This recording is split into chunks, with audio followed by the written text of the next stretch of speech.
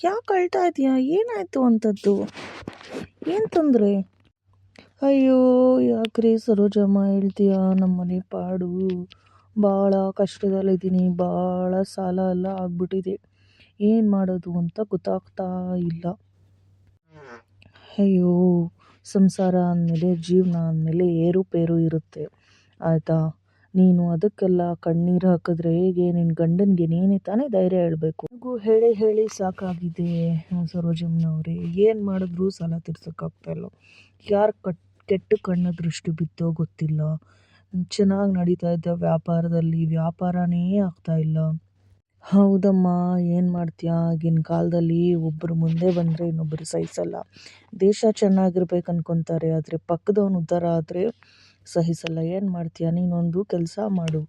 ನೀನು ಯಾವುದಾದ್ರೂ ಒಂದು ದಿನ ಅಮಾವಾಸ್ಯೆ ದಿನ ಬೂದು ಕಂಬಳಕಾಯಿನಲ್ಲಿ ನಿಮ್ಮ ಅಂಗಡಿಗೆ ದೃಷ್ಟಿ ತೆಗೆಸು ಆಯಿತಾ. ಕೆಟ್ಟ ಕಣ್ಣು ದೃಷ್ಟಿ ಎಲ್ಲ ಹೋಗುತ್ತೆ. ಹೌದಾ ಅತ್ತೆ? ಆಯಿತು ಆಯಿತು, ಅದನ್ನೆಲ್ಲ ಮಾಡ್ತೀನಿ. ಸಾಲ ತೀರ್ಸೋಕ್ಕೆ ಏನು ಪರಿಹಾರ? ಏನಾದರೂ ಆಧ್ಯಾತ್ಮಿಕತೆಯಲ್ಲಿ ಪರಿಹಾರ ಇದ್ದರೆ ಹೇಳಿ. ಕಷ್ಟ ಕೊಟ್ಟ ಭಗವಂತ ಪರಿಹಾರನೂ ಇಟ್ಟಿರ್ತಾನೆ.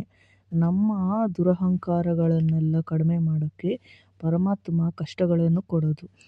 ಏನು ಮಾಡು ಅಂದರೆ ಸೋಮವಾರ ಶಿವನ ದೇವಸ್ಥಾನಕ್ಕೆ ಹೋಗಿ ವಿಭೂತಿ ಗಡ್ಡೆಗಳನ್ನು ದಾನ ಮಾಡು. ವಿಭೂತಿ ಗಡ್ಡೆ ದಾನ ಮಾಡೋದ್ರಿಂದ ಅಲ್ಲಿ ಭಕ್ತಾದಿಗಳು ಬಂದು ತಮ್ಮ ಕೋರಿಕೆಗಳನ್ನು ಹೇಳಿ ಆ ವಿಭೂತಿಯನ್ನು ಹಣೆಗೆ ಹಚ್ಕೊತಾರೆ. ಆದ್ದರಿಂದ ನಾವು ಮಾಡಿರೋ ಪಾಪಕರ್ಮಗಳೆಲ್ಲ ತೀರುತ್ತೆ ಆಯಿತಾ. ಈ ಪರಿಹಾರ ಮಾಡು. ಇನ್ನೂ ತೀರಿಲ್ಲ ಅಂದರೆ ಇನ್ನೂ ನನ್ನ ಹತ್ರ ಅನೇಕ ಪರಿಹಾರಗಳಿದೆ. ಹೌದಾ ಸರೋಜಮ್ಮನವ್ರೆ, ದೇವ್ರು ಸಿಕ್ಕಿದಂಗೆ ಸಿಕ್ಕಿದ್ರು. ನಾನು ಶಿವನ ದೇವಸ್ಥಾನಕ್ಕೆ ಹೋಗಿ ವಿಭೂತಿ ಗಡ್ಡೆಯನ್ನು ದಾನ ಮಾಡಿಬಿಟ್ಟು ಬರ್ತೀನಿ. ತುಂಬ ಧನ್ಯವಾದಗಳು. ಒಳ್ಳೆಯದಾಗುತ್ತೆ, ಏನು ಯೋಚನೆ ಮಾಡಬೇಡ.